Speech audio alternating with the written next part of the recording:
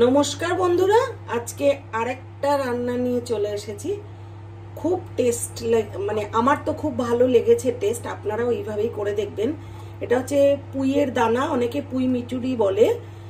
কাঁচা আলু, গাজর, শিম আর হচ্ছে কুমড়ো, এই দিয়ে আমি, আর কাঁচা টমেটো দিয়েছি, এই দিয়ে আমি এই রান্নাটা করেছি।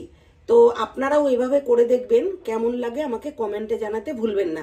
চলুন রান্নাটা তাহলে আমরা দেখে নিই। কড়াই গরম হয়ে গেছে, কড়াইতে আমি তেল দিয়ে দিয়েছি। এরপরে আমি ঘরে দেওয়া বড়ি, কেনা বড়ি না, বড়িটা একটু ভেজে তুলে রাখবো। এরপরে আমি একটা পটে, মিক্সির পটে পোস্ত আর সাদা সর্ষে, 3 চামচ পোস্ত, 2 চামচ সাদা সর্ষে আর 3টে কাঁচা লঙ্কা নিয়েছি। এটা পেস্ট বানিয়ে নেব। বড়িগুলোকে ফার্স্ট ভেজে তুলে রাখবো, ভালো করে ভাজতে হবে। গ্যাসটা কিন্তু আমার সিমেই আছে। আমি বড়িগুলোকে ভালো করে ভেজে বাটিতে তুলে রেখে দিচ্ছি। এরপর এই কড়াইতেই, এই তেলের উপরে, আমি কিন্তু আর তেল দেবো না, এই তেলের উপরেই আমি দিয়ে দিচ্ছি 5 ফোড়ন সম্বার, 1/2 চামচ 5 ফোড়ন দিয়ে দিলাম, আর 2টো শুকনো লঙ্কা দিয়ে দিচ্ছি ফোড়নে। দেওয়ার পরে এরপরে আমি কেটে ধুয়ে রেখেছি কুমড়ো, বেগুন, গাজর, শিম আর আলু, এই সবগুলো সবজি ধোয়া, এগুলো আমি কড়াইয়ের মধ্যে ছেড়ে দিচ্ছি। আমি কিন্তু আর তেল এর মধ্যে অ্যাড করবো না। এবারে ভালো করে আমি এটাকে নাড়াচাড়া করে নেব। আমি অল্প একটু লবণ দিয়ে দেবো, অল্প মানে এই চামচে 1/2 চামচ, টেস্ট অনুসারে দিতে হবে। যদি প্রয়োজন হয় পরে আমি আবার একটু লবণ অ্যাড করে দেবো। এবারে এটা দিয়ে লিডটা দিয়ে আমি ঢাকা দিয়ে কিছুক্ষণ রেখে দেবো। লিডটাকে তুলে আর একটু নেড়ে দেবো এবং এর মধ্যে কেটে দানা ফেলে রাখা 2টো কাঁচা টমেটো দিয়ে দেবো, দিয়ে আবার ভালো করে নেড়ে নেবো।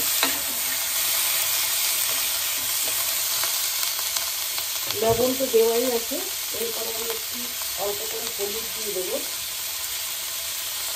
হলুদ দিয়ে ভালো করে নেড়ে নিচ্ছি। এর মধ্যে অ্যাড করে দেবো, এগুলোকে নিশ্চয়ই অনেকে চেনেন, কারা কারা চেনেন জানেন বলবেন কিন্তু, মানে কারা কারা খান, এগুলো চেনেন তো সবাই, কারা কারা খান। পুঁই শাকের যে গাছ আছে না, তাতে এই দানাগুলো হয়, পাকা হলে ভীষণ ভালো লাগে। আমার বাচ্চারা খেতে পছন্দ করে, কাঁচাটাও কিন্তু পছন্দ করে, তো কাঁচার থেকে পাকাটা বেশি পছন্দ করে। আপনাদের কারা কারা পাকাটা বেশি পছন্দ করেন, পুঁই দানা, আর কাঁচাটা কারা পছন্দ করেন কমেন্ট করে জানাবেন। এইগুলো আমি ধুয়ে রেখেছিলাম, কেটে দানাগুলো দিয়ে দিলাম পুরোটাই, দিয়ে আবার ভালো করে নাড়াচাড়া করে নিচ্ছি।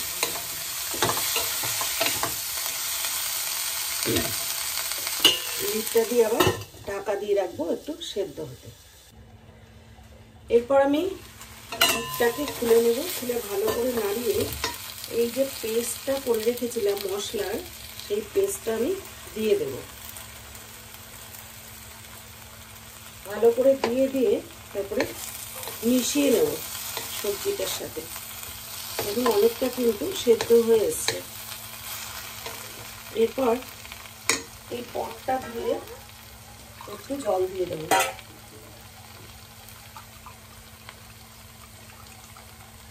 এই পটটা ধুয়ে একটু জল দিয়ে দেবো, দিয়ে ভালো করে নেড়ে নেব। নেড়ে অল্প করে এর মধ্যে আবার লবণ দিয়ে দেবো, কারণ তখন আমি কিন্তু অল্প দিয়েছিলাম। লবণ দিয়ে দেবো আর একটু মিষ্টি, যারা যারা মিষ্টি খান মিষ্টি দেবেন। আমি একটা মিষ্টি এর মধ্যে, একটা বাতাসার মধ্যে আমি আগে থেকে দিয়ে দিয়েছিলাম, তো ওই জন্য আর মিষ্টি আমি অ্যাড করলাম না। জল কিন্তু ওইটুকুই দিয়েছি। আবার আমি ঢাকা দিয়ে রাখবো একটু সেদ্ধ হওয়া পর্যন্ত। লিডটা খুলে আমি ভালো করে নেড়ে দেখবো পুরো সবজিটাই সেদ্ধ হয়ে গেছে। এরপর আমি এই ভাজা বড়িগুলো এর মধ্যে দিয়ে দেবো, দিয়ে ভালো করে নেড়ে নিচ্ছি। নিয়ে এরপরে আমার আরেকটু জলটা টেনে গেলে আমি সবজিটা আমার কমপ্লিট হয়ে যাবে, আমি নামিয়ে দেবো। আবারও অল্প একটু নুন দিয়ে দেবো,